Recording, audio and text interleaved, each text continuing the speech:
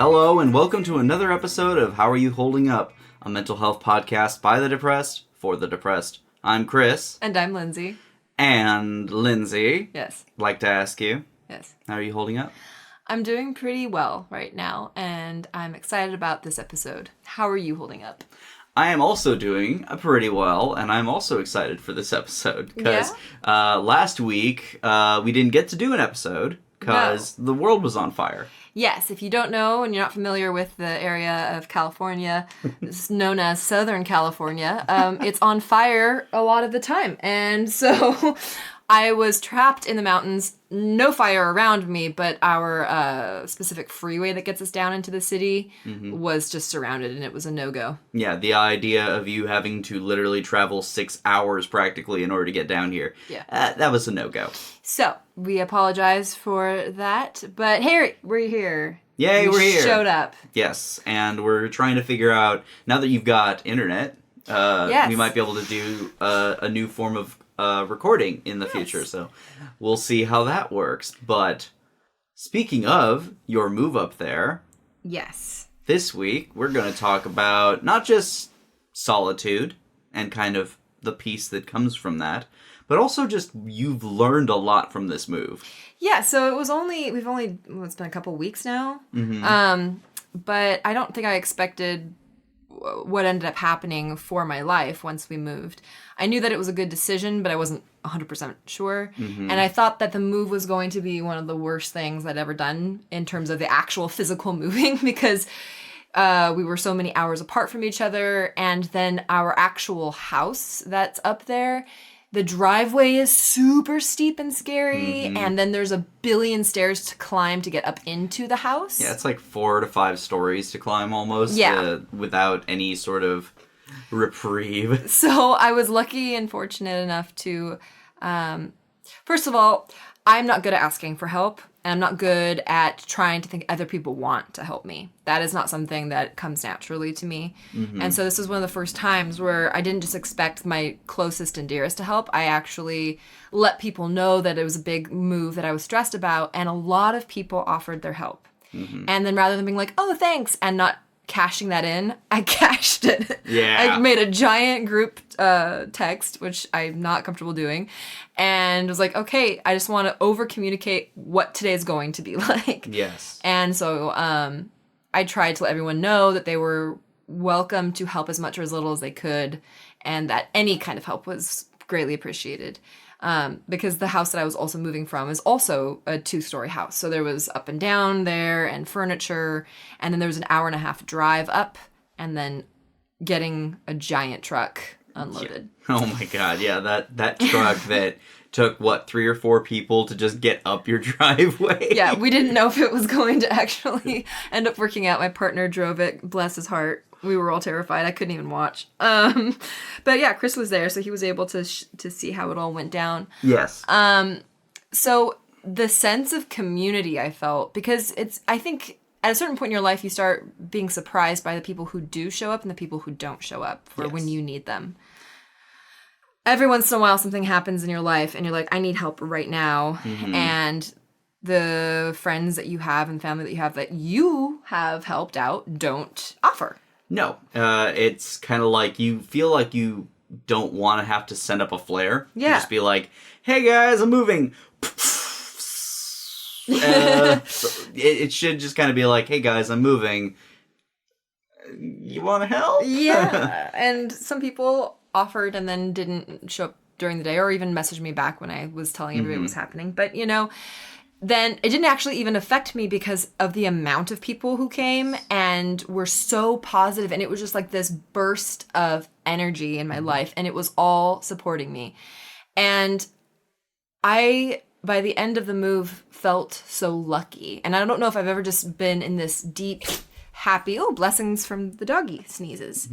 I don't know if I've ever felt so just lucky in my life. And I've had some really cool experiences. I've interviewed and been a part of some really famous circles of people and things that were like incredible, but I didn't feel this joy of happiness because this wasn't a fun thing. This wasn't something that you go and like, hey guys, I'm going to make everybody move 4 flights. It was like, you know, people just showed up to help. Yeah. Not because it was going to be any good thing for them. And I think also one of the big benefits from that whole experience was it put a lot of, like, really good, happy energy into your new home. Yeah. So you already have, like, starting off, here's some really good memories to just kind of be like, oh, that was really fun. That was, I mean, it was grueling and hard. It was hard. But at the same time, it was a good time. It was a really good time. And I want to mention something that I don't know if you guys struggle with, but I have a really bad lower back. And that's embarrassing for me because I'm young. And I feel like I've always been the stronger one in my family. And the last couple years, I just haven't been able to do certain things, or it really messes me up. And so for the first time, I made a very clear boundary and I let everyone know I have a bad back. And everyone just was like, okay, then you're not going to be lifting the heavy things. And that's always been kind of the reverse. I've always made sure that my friends who have ouchies aren't doing anything and I will take care of everything. So this was the first time where I let people help and take care of me. And I think that was an important lesson for me to be like, I can ask and be vulnerable and people will respond. Yes. And that wasn't something I was expecting to learn. And they didn't respond in a negative way or a shunning way. Or like, wow, really? You're going to make us move all this way with you and you're not going to, there was nothing like that. No, there's no guilt involved. And that's really when you know that you've got some good people in your life. Yeah. And more importantly, when you realize that those little thoughts in your head telling you that, oh, I can't ask for help because then I'll be seen as weak or inferior or somehow flawed. That's full that's bullshit. I also have this weird thing where I feel like people aren't going to believe me. Yeah. I don't know what that's called. Where like I just feel like I can be honest, but you're still not going to believe or take seriously. It's kind of like an inverse imposter syndrome. Yeah. Like, instead of being like, I've become so successful, there's no way in hell I can keep this ruse up. It's, oh, people think I'm really good at this.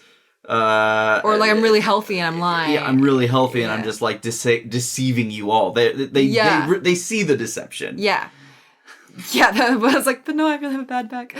So that was the move. I felt so lucky and it was an unexpected day. So, and then we all were able to eat together in my living room. And I've never had a home before, a house. I've always been sharing an apartment or sharing a house. This is the first time where I've moved into a place with my partner and a house we chose. Yes. And just having people around us who loved us and cared about us and like watching everybody interact at different ages. We had very little kids who were there and people who were in their mid-50s and people looking at the stars and just experiencing everything. And we had no internet. Yeah. And we had very little cell reception. I think only a couple people had some cell reception. I literally had to find a place in front of your guys' fridge in order to get a single bar of signal. Well, thank goodness you did. Yeah, exactly. But yeah, we didn't. And so it was interesting, and some of you might not have, maybe take it for granted because you live in an area where people aren't on their phones all the time, but everybody had to put their phones down. Yes. And talk to each other. Yep. And it ended up where we had a fire in the fireplace and people were giggling and talking and making up songs and actually going outside. And one of our friends knows a lot about astronomy and astrology and was like talking about that kind of stuff. And it was just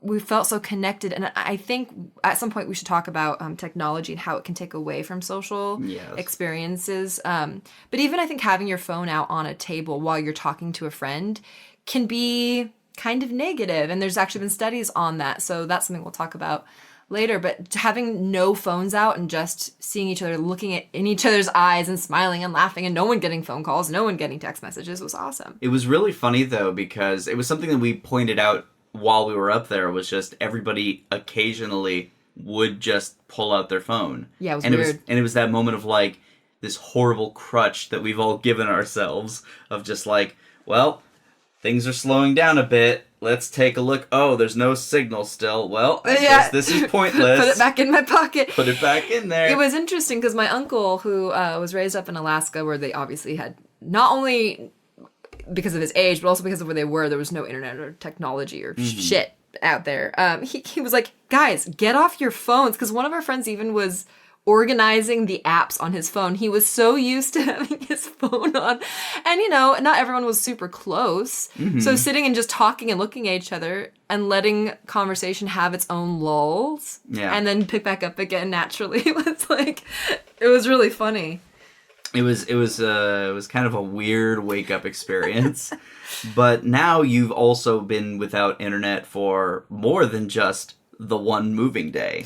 Right. So we were supposed to have internet when we moved in. I drove up the day before we were supposed to move in. The internet people were supposed to show up. They didn't. The issue is I also don't have phone reception up there. And just for emergencies and stuff, I would like to have some way to contact the world. Yeah. And so we actually did get a landline and everything, but they didn't show. And so then we made 2 more appointments. They didn't show up to either of those. And at one point there was even fires and stuff happening in areas that were, outside of us, but it was still very dry. We had 4% humidity. I was nervous. There were winds. We were in danger, high alert. Mm-hmm. But something kind of, I don't know how to describe it, but not having even the ability to look at something on YouTube or whatever, it was suddenly like I was just so much more present, and I stopped getting so fuzzy brained. Mm-hmm. And it would just, my days became a natural, I'd do a couple chores, I'd unpack a couple boxes, I'd go out to the front porch and I'd watch the animals and start feeding the birds, and I just started getting a calmer sense within me. And something my partner actually said to me at one point was, you can't heal in the situation that hurt you in the first place, something like that. Mm-hmm. And so I think getting out of any kind of living space where maybe there was some stuff that was unhealed or things that won't change, and creating my own space and having my own quiet, safe, and completely safe, where no one's going to emotionally harm me, even without meaning to. Yes, absolutely. And there was nothing I could see online or anything. I became much more focused and more aware of just the world around me. And I think being surrounded by nature, natural beauty, is so important. And I think that's why they say, when you're going through depression or any kind of mental health issue, they say to get out in nature. Yeah. I actually have had moments just recently where I've kind of gone outside and I was just like, damn, I spend like 90% of my time just indoors. And I don't know if humans were meant to spend so much time inside the house. The cave. Yeah, like if you think about it, I think it's pretty unnatural for us to be inside sitting down watching TV or on our computers or on our phones. Like you're either in your car or you're in your house or you're in your work. Yeah. Most people, I would say in the city anyway, don't work outside. No, I would agree with that. And so really having a life shift, for me, I've grown up in the city. In the summers, I'd go out to the country. Mm-hmm. And so it just felt like we talked about it in the home episode, just coming home. Yeah. And something, probably the biggest, lesson so far I've learned was maybe how much for granted I took everyone in my life in terms of connectedness. Like, you can just text or call or email anyone at any time when you have really good cell reception or any kind of connected. If you are completely disconnected, every time you make an effort to connect to somebody, or also just how far I've moved, like, it means so much more to me if someone drives up to see me. Mm-hmm. And if I call somebody and we just sit and have a phone conversation with somebody. I mean, it's like, it's really powerful. I think in a way, even though that's a blessing to have so much connectedness, sure, it's also, you just forget how special people are to you on the daily when you're suddenly without them. Yeah. It's man, it's wild to even think about, because, I mean, I am already so well aware of how, stuck I am to having that accessibility. Yeah. Like, it drives me slightly crazy to be without my phone for a minute. Really? Like, if I left the house without my phone, I would have anxiety. But that's basically what you went through for like a week and plus change, because your phone didn't do anything. Yeah. It was great. I listened to audiobooks. Yeah. I fucked around with the house. I unpacked a bunch of unpacked a bunch of shit. Spent time with my dog. Started getting to know the wildlife. I watched a deer run through my yard and I cried after because I got sentimental. I was gonna say, how did Mojo take to being up there? Mojo's been great. My dog has, I think animals feed off of the energy you send out, and I've been kind of stressed. And I think also just you don't realize how close and on top of everything is when you're in the city until you leave. Yeah. And being up there, there's nobody really around. We don't have neighbors right next to us. We have neighbors, but they're, a distance. Yeah. And so he seems to be peaceful. It's funny to watch him react to the sounds that are up there because there's different birds. Mm-hmm. The weird fucking noises they make. We also have woodpeckers that like to come and poke at the house. And so he'll like freak out. I think I've also learned that he's afraid of heights because he doesn't love going out on the deck. Oh no. He'll come out and sit next to me for a little bit and then he goes back inside. But overall, I think one of the reasons we decided to move out there was because we wanted to try something completely different and a different lifestyle. And I was keeping in mind my mental health. And so far, it has been a fantastic learning experience. And every once in a while, I think in life, you need to quiet down and disconnect. Yeah, that sounds phenomenal, frankly. Yeah. One day I'll be able to manage that on my own. I think I wouldn't be able to, because then we got internet and I've been online and stuff and I've noticed that I have less focus because I'm always thinking in the back of my head, I could look up this, or I can message this person, or I should go check this. Mm-hmm. But when that's just cut off and there's nothing you can do and you're like, well, everyone knows they can't get a hold of me, so I guess I'll read a fucking book. I'll take the time to actually do something nice for me. Yeah. But anyway, so I think take a moment, look at your life, see if it's what you want, and maybe making a huge change would be healing and helpful. Even a little change. That sounds perfect. And that'll be something that I'll be looking into at some point. Anyway, guys, I hope that you're all doing well. And we know this is kind of a shorter episode, but we got a lot going on still this week. So we're just really, we're going to get this one out. We're going to figure out our recording situation for the future. I'm going to be gone at the last week of October. So we're going to have to... We'll figure something out there. And then immediately after, I'm doing a charity marathon for Extra Life. And I believe I was your last donator. Yes, I think you might have been. And I believe you made it. I think we have hit our $1,000 goal. Woo! So I am going to put a link in the show notes if you are at all interested in supporting us. We are going to be live streaming for 25 hours straight. And what is the reason for it? It is for Children's Hospital of Los Angeles. Yes. We last year raised about $4,000. Over the last 7 years we've been doing this. My partner and I have been basically killing ourselves. But we've raised $10,000 at least, like, total over 7 years. That's awesome. Which is wild, considering we don't have any Twitch presence other than this yearly event. Just friends and word of mouth, I think. Yeah, I think we've been very fortunate in that. So what do you guys... So just, like, to tell the audience a little bit, what do you guys do? So we play any and all video games. We have a whole setup where we are probably going to do some VR games this year. It's really fun to watch them stream and watch them go slowly crazier and crazier as the sleep deprivation. I have a tradition every year at 1 a.m. I play a video game called Ronald McDonald's Treasureland Adventure. For the Sega Genesis, and that game is a fever dream. If you've never witnessed it, tune in at 1 a.m.